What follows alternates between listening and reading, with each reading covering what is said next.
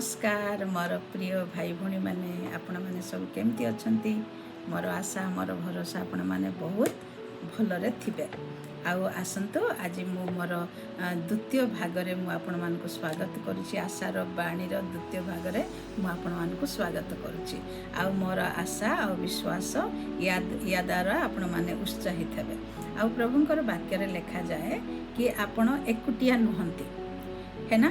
आज दुनिया को जदि आमे देखिबा ताहले बहुत समय आमे एकुटिया फील हुए कहीं माने आजिकली दुनिया एते आगकू प्रगति कलानी आउ स्पेशल मीडिया रे समस्त व्यस्तित अछंती आउ समस्त हाथ रे मोबाइल आउ आजिकली परिवार टाइम मध्य नाही आउ जिया पाई से व्यस्त काम रे व्यस्त आउ चाकरी रे व्यस्त घर काम रे व्यस्त आउ भाई भणी जेमती आमे 10 वर्ष 15 वर्ष 20 वर्ष तले जेमती आमे भाई भणी सब बापा माँ सहित मिसकी एकाठी बसुलु खाऊलु कथबार्ता होलु दुख सुख होलु से सब आज आमे देखा को मिलूनी कहीं माने समस्त हाथ में गोटे गोटे मोबाइल आ समस्त मोबाइल रे व्यस्त है ना।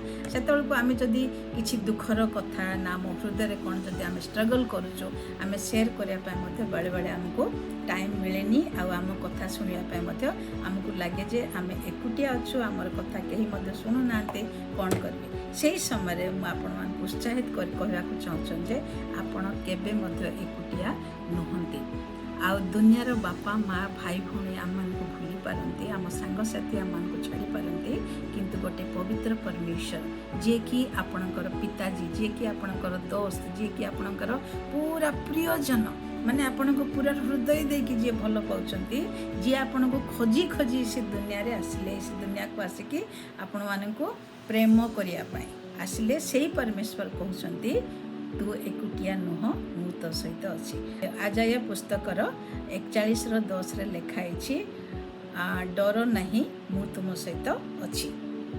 तुम्हें एकुटिया बिल्कुल नुह बुझी पारले। तो आपण एकुटिया नहांती आपण सहित किए अछंती परमेश्वर अछंती। प्रभु कहउछंती भय कर नहीं कारण मु तुम सहित अछि।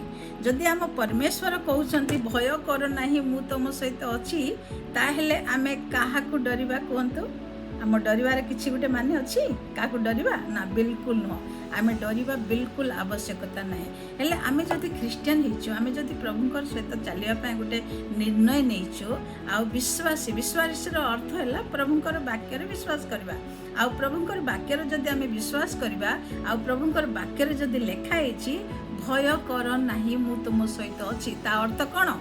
दुनिया हमको छाड़ी पारे माँ बापा हमको भूली पारती स्वामी स्त्री आम को छाड़ी पारती किंतु आमर परमेश्वर जी आपण को सृष्टि करछंती जे दुनियार कर्ता जे सिंहासन रे बसचंती से ही पवित्र परमेश्वर जीवित परमेश्वर आज आम को ये कहवा चाहते कि मु तुम मान सहित अच्छी तुम्हें डरवा दरकार नहीं बुझी पारले। एजा जदि आम प्रकृत रे बुझिबा प्रकृत रे जदि विश्वास करबा प्रकृत रे जदि एटा को आम जानिबा ताहेले एटा बहुत शक्तिशाली वाक्य गोटे वाक्य आम जीवन को बदलवा पाए सहायता कर बुझले। तेणुक आपण जदि आज कौ परिस्थिति रे केमती भी अछंती कौ परिस्थिति रे अछंती शायद आपणकर मन आपणकर हृदय जदि टूटी जाइछि भग्न हो जाइछि निराश हो जाइछंती जदि आपणकर कथा के सुनिया पाई कि आप सब आपणक सहित केही नाहंती विश्वास करंतु प्रभु आपणक सहित अछंती प्रभु आपणको भल पाउछंती सेही परमेश्वर आज तुम आपणक ना नै कि कहउछंती मु तो सहित अछि तते भूलवा तते डरिवा दरकार नै तते भयभीत हवा दरकार नै तते चिंतित हवा दरकार नै। तो मोर प्रिय भाई भौणी माने आज जदि आपण माने केही मध्य जदि दुखरे अछंती दुखित अछंती दुख अनुभव करूछंती या आपन को निराश लागुछि ताहेले मु आपण मान को यहा कहबा पे चाहे जे आपण भरोसा रखंतु प्रभु को ऊपर सेही प्रभु जो प्रभु आपण को प्रेम करछंती जो प्रभु स्वर्ग छाड़ी करी आपण मान को पय आसिले आपण को आलिंगन करिया पाए आ एटा कहबा पाए जे मु तो सहित अछि मु तते भल पाउछि तते डरिबा दरकार नाही बुझिले। तो यही वाक्य नहीं कि मु आपण मान को उत्साहित कर पाए चाहूँगी कहीं माने ए निराश एकेला जीवन रे जो परिस्थिति रे आमे आज दुनिया रे रहूचु सेठी बहुत किछि चलीछि। तेणुक आपण माने आपणकर भरोसा प्रभु को ऊपर रखंतु मनुष्य ऊपर नहीं। मनुष्य हमको धोखा दे पारे मनुष्य हमको साथी होई न पारे मनुष्य आमर दुख ଦୁଃଖକୁ ବୁଝି ନପାରେ, କିନ୍ତୁ ପ୍ରଭୁ ଆମର ଦୁଃଖକୁ ବୁଝିବେ। ପ୍ରଭୁ ଆମ ସହିତ ଅଛନ୍ତି। ପ୍ରଭୁ ଆମ ସହିତ ଆମର ସାହାଯ୍ୟ କରିବେ। ପ୍ରତ୍ୟେକ ଷ୍ଟେପ୍ରେ ପ୍ରଭୁ ଆମମାନଙ୍କ ସହିତ ଚାଲିବେ।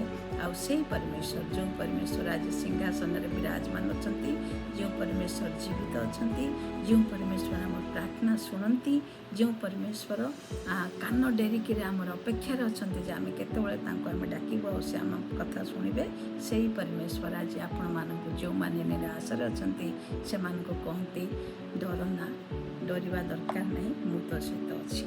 ହେଲେ ସେଇ ପ୍ରଭୁଙ୍କର ମହାନ ନାମକୁ ଧନ୍ୟବାଦ ହଉ। ସେଇ ପ୍ରଭୁ, ଯେଉଁ ପ୍ରଭୁ ପ୍ରତିଜ୍ଞା କରିଛନ୍ତି ଆମ ସହିତ ଚାଲିବା ପାଇଁ, ସେଇ ପ୍ରଭୁଙ୍କର ମହାନ ନାମକୁ ଧନ୍ୟବାଦ କରି ଆଜି ଆମେ ବିଶ୍ୱାସ କରିବା ନା, ବିଶ୍ୱାସ କରିବା ତାଙ୍କ ଉପରେ, ଭରସା କରିବା ତାଙ୍କ ଉପରେ।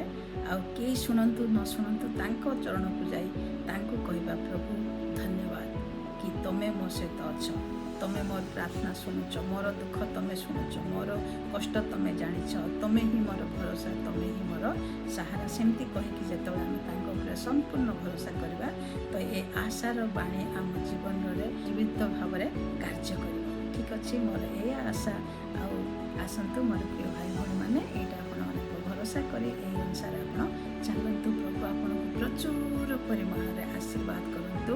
ଆଉ ପ୍ରଭୁଙ୍କର ଜୀବିତ ବାକ୍ୟ ଉପରେ ଭରସା କରି ଚାଲିବା ପାଇଁ ପରମେଶ୍ୱରଙ୍କର ହାତ, ପରମେଶ୍ୱରଙ୍କର ସାମର୍ଥ୍ୟ ଆପଣଙ୍କ ଜୀବନରେ କାମ କରିବ।